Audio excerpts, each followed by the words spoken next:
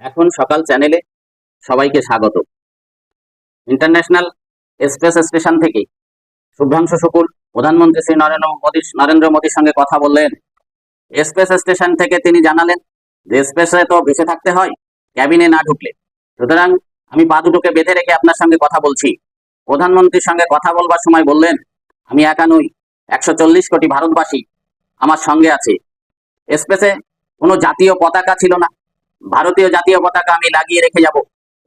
এরপরে যে বা যারা স্পেসে আসবে তারা দেখবে ভারতবর্ষের জাতীয় পতাকা এখানে আছে এবং ভারতবাসীরা এলে তারা গর্ববোধ করবে। এবং প্রধানমন্ত্রী কথোপকথনের সময় বললেন, শুভ্রাংশু তুমি এগিয়ে চলো, আগামীতে স্পেস স্টেশন ভারতেরও হবে, ভারতের নিজস্ব স্পেস স্টেশন হবে মহাকাশে, সেই প্রচেষ্টা নিয়ে এগিয়ে চলো। তাহলে দেখছেন প্রত্যয়টা, আমাদের প্রধানমন্ত্রীর প্রত্যয়টা দেখছেন যে আমাদের প্রতিবেশী যারা, তাদের উদ্দেশ্যে দুটি কথা বলি। তারা শুধু ভারত বিদ্বেষী জিগির তুলেন, ভারতের ক্ষতি করবার জন্য জঙ্গিদের পিছনে খরচ করেন। আর ভারতবাসী দেখেছেন, ভারতের সরকারকে দেখেছেন, তারা বিজ্ঞানকে এগিয়ে নিয়ে যাওয়ার জন্য, ভারতের স্বাক্ষর রাখবার জন্য কিনা প্রচেষ্টা, অর্থ খরচ করেন বিজ্ঞানের পিছনে, প্রযুক্তির পিছনে, আর প্রতিবেশীরা অর্থ খরচ করেন জঙ্গিদের পিছনে। এখানেই হলো আমাদের প্রতিবেশীদের সঙ্গে ভারতের মৌলিক পার্থক্য। ধন্যবাদ। প্রধানমন্ত্রী এবং শুভ্রাংশু শুকুলের মধ্যে কথোপকথনটা আপনারা শুনুন, তাহলে বুঝতে পারবেন। आप आज मातृभूमि से, नमस्कार। भारत भूमि से सबसे दूर है, लेकिन भारतवासियों के दिलों के सबसे करीब है। आपके नाम में भी शुभ है और आपकी यात्रा नए युग का शुभ आरंभ भी है। इस समय बात हम दोनों कर रहे हैं, लेकिन मेरे साथ 140 करोड़ भारतवासियों की भावनाएं भी हैं। मेरी आवाज में सभी भारतीयों का उत्साह और उमंग शामिल है। अंतरिक्ष में भारत का परचम लहराने के लिए मैं आपको हार्दिक बधाई और शुभकामनाएं देता हूं। मैं ज़्यादा समय नहीं ले रहा हूं, तो सबसे पहले तो ये बताइए, वहां सब कुशल मंगल है? आपकी तबीयत ठीक है? जी प्रधानमंत्री जी, बहुत बहुत धन्यवाद आपकी विशेष का और 140 करोड़ मेरे देशवासियों के विशेष का। मैं यहाँ बिल्कुल ठीक हूँ, सुरक्षित हूँ, आप सबके आशीर्वाद और प्यार की वजह से। बहुत अच्छा लग रहा है, बहुत नया एक्सपीरियंस है ये। और कहीं ना कहीं बहुत सारी चीज़ें ऐसी हो रही हैं जो दर्शाती हैं कि मैं और मेरे जैसे बहुत सारे लोग हमारे देश में और हमारा भारत किस दिशा में जा रहा है। ये जो मेरी यात्रा है, ये पृथ्वी से ऑर्बिट की 400 किलोमीटर तक की जो छोटी सी यात्रा है, ये सिर्फ मेरी नहीं है। मुझे लगता है कहीं ना कहीं हमारे देश की भी यात्रा है। बिकॉज जब मैं छोटा था, मैं कभी सोच नहीं पाया कि मैं एस्ट्रोनॉट बन सकता हूँ, लेकिन मुझे लगता है आपके नेतृत्व में आज का भारत ये मौका देता है और उन सपनों को साकार करने का भी मौका देता है। तो ये बहुत बड़ी उपलब्धि है मेरे लिए और मैं बहुत गर्व फील कर रहा हूँ कि मैं यहाँ पे अपने देश का प्रतिनिधित्व कर पा रहा हूँ। धन्यवाद प्रधानमंत्री जी। शुभ। आप दूर अंतरिक्ष में है, जहां ग्रेविटी ना के बराबर है, पर हर भारतीय देख रहा है कि आप कितने डाउन टू अर्थ है। आप जो गाजर का हलवा ले गए हैं, क्या उससे अपने साथियों को खिलाया? जी प्रधानमंत्री जी, ये कुछ चीज़ें मैं अपने देश की खाने की लेके आया था, जैसे गाजर का हलवा, मूंग दाल का हलवा और आमरस। और मैं चाहता था कि ये बाकी भी जो मेरे साथी हैं, बाकी देशों से जो आए हैं, वो भी इसका स्वाद लें और चखें, जो भारत का जो रिच कलिनरी हमारा जो हेरिटेज है उसका एक्सपीरियंस लें। तो हम सभी ने बैठ के इसका स्वाद लिया साथ में, और सबको बहुत पसंद आया। कुछ लोग हैं कि कब वो नीचे आएंगे और हमारे देश आए और इनका स्वाद ले सके हमारे साथ। शुभ। परिक्रमा करना भारत की सदियों पुरानी परंपरा है। आपको तो पृथ्वी माता की परिक्रमा का सौभाग्य मिला है। अभी आप पृथ्वी के किस भाग के ऊपर से गुजर रहे होंगे? जी प्रधानमंत्री जी, इस समय तो मेरे पास ये इंफॉर्मेशन उपलब्ध नहीं है, लेकिन थोड़ी देर पहले मैं खिड़की से, विंडो से बाहर देख रहा था, तो हम लोग हवाई के ऊपर से गुजर रहे थे। और हम दिन में 16 बार परिक्रमा करते हैं, 16 सूर्योदय और 16 संन्यास, सनराइज और सनसेट हम देखते हैं ऑर्बिट से। और बहुत ही अचंभित कर देने वाला ये पूरा प्रोसेस है। इस परिक्रमा में, इस तेज गति में, जिस हम इस समय करीब 28,000 किलोमीटर प्रति घंटे की रफ्तार से चल रहे हैं आपसे बात करते वक्त, और ये गति पता नहीं चलती क्योंकि हम तो अंदर हैं, लेकिन कहीं ना कहीं ये गति जरूर दिखाती है कि हमारा देश कितनी गति से आगे बढ़ रहा है इस समय, कि हम यहाँ पहुंचे हैं और अब यहाँ से और आगे जाना है। अच्छा शुभ, अंतरिक्ष की विशालता देखकर सबसे पहला विचार क्या आया आपको? प्रधानमंत्री जी, सच में बोलूं तो जब पहली बार हम लोग ऑर्बिट में पहुंचे, अंतरिक्ष में पहुंचे, तो पहला जो व्यू था वो पृथ्वी का था। और पृथ्वी को बाहर से देख के जो पहला ख्याल और पहला जो थॉट मन में आया वो ये था कि पृथ्वी बिल्कुल एक दिखती है। मतलब बाहर से कोई सीमा रेखा नहीं दिखाई देती, कोई बॉर्डर नहीं दिखाई देता।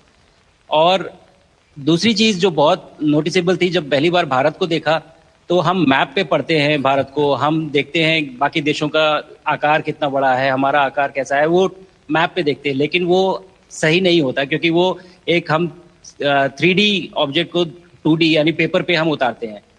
भारत सच में बहुत भव्य दिखता है, बहुत बड़ा दिखता है, जितना हम मैप पे देखते हैं उससे कहीं ज्यादा बड़ा। और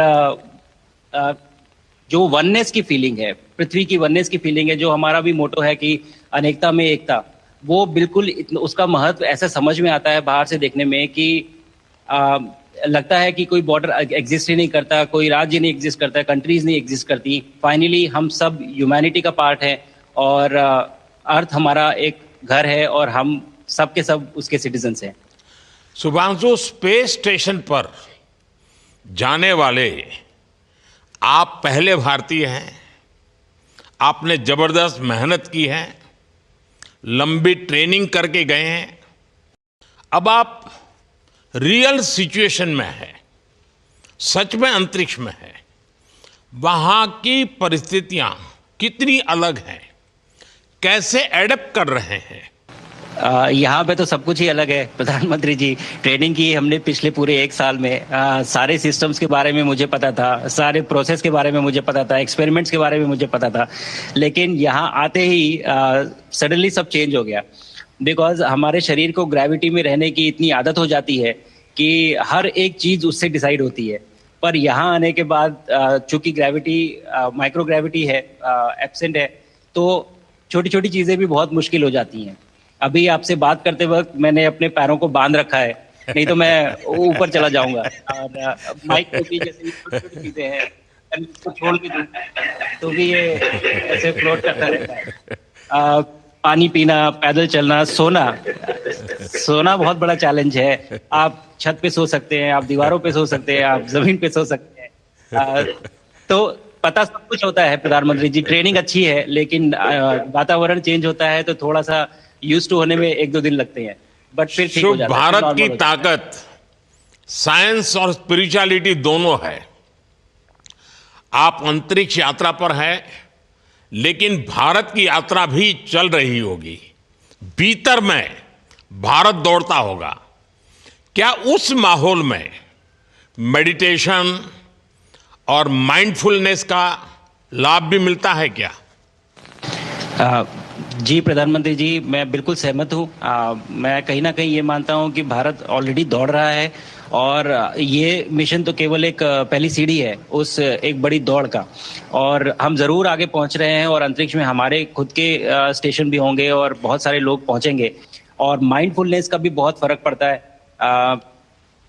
बहुत सारी सिचुएशंस ऐसी होती हैं नॉर्मल ट्रेनिंग के दौरान भी या फिर लॉन्च के दौरान भी, जो बहुत स्ट्रेसफुल होती हैं।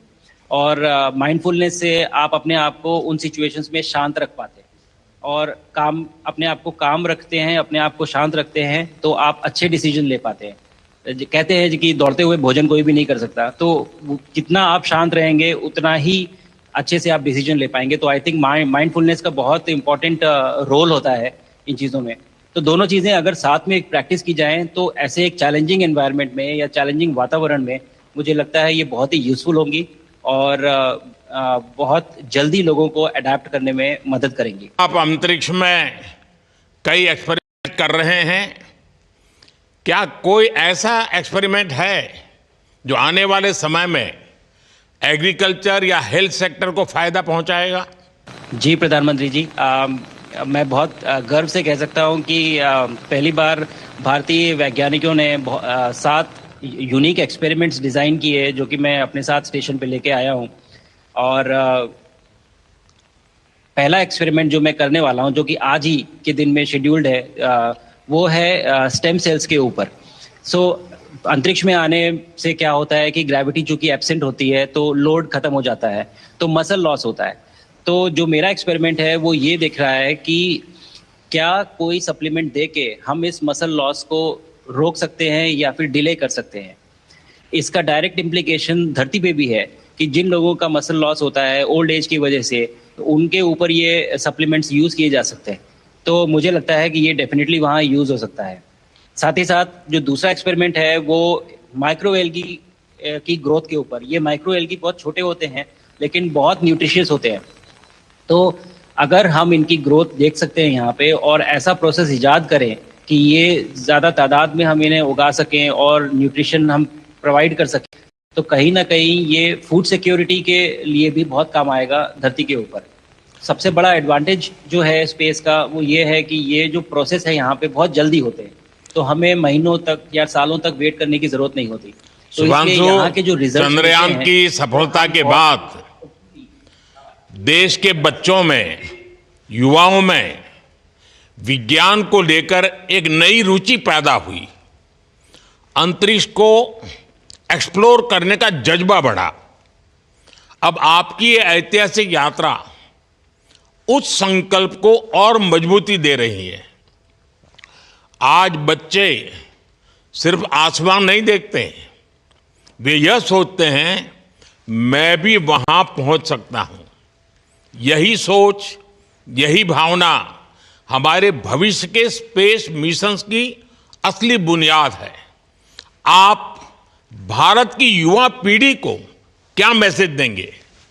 प्रधानमंत्री जी, अगर मैं अपने युवाओं पीढ़ी को आज कोई मैसेज देना चाहूँगा तो पहले ये बताऊँगा कि भारत जिस दिशा में जा रहा है, हमने बहुत बोल्ड और बहुत ऊंचे सपने देखे हैं और उन सपनों को पूरा करने के लिए हमें आप सबकी ज़रूरत है। तो उस ज़रूरत को पूरा करने के लिए मैं ये कहूँगा कि सक्सेस का कोई एक रास्ता नहीं होता कि आप कभी कोई एक रास्ता लेता है, कोई दूसरा रास्ता लेता है। लेकिन एक चीज़ जो हर रास्ते में कॉमन होती है वो ये होती है कि आप कभी कोशिश मत छोड़िए, नेवर स्टॉप ट्राइंग। अगर आपने ये मूल मंत्र अपना लिया कि आप किसी भी रास्ते पे हो, कहीं पे भी हो, लेकिन आप कभी गिव अप नहीं करेंगे, तो सक्सेस चाहे आज आए या कल आए पर आएगी जरूर। मुझे पक्का विश्वास है कि आपकी ये बातें देश के युवाओं को बहुत ही अच्छी लगेगी।